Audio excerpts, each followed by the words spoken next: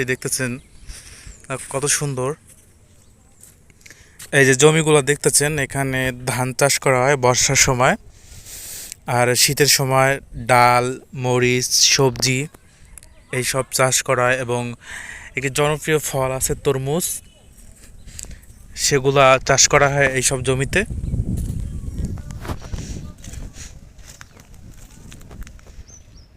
কত সুন্দর সুন্দর জায়গা।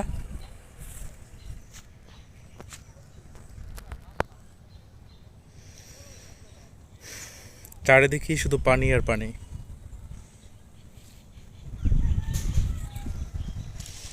যখন বর্ষার সময় আসে এসব একেবারে তলাইয়ে যায়। এখন তো একটু বর্ষার সিজন প্রায় শেষ, এই কারণে পানি অল্প।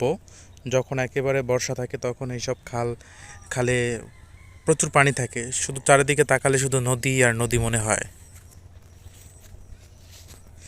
এগুলোর ভিতরে প্রচুর মাছ পাওয়া যায়। যারা জেলে আছে তারা এসবের ভিতর, খালের ভিতর মাছ ধরে।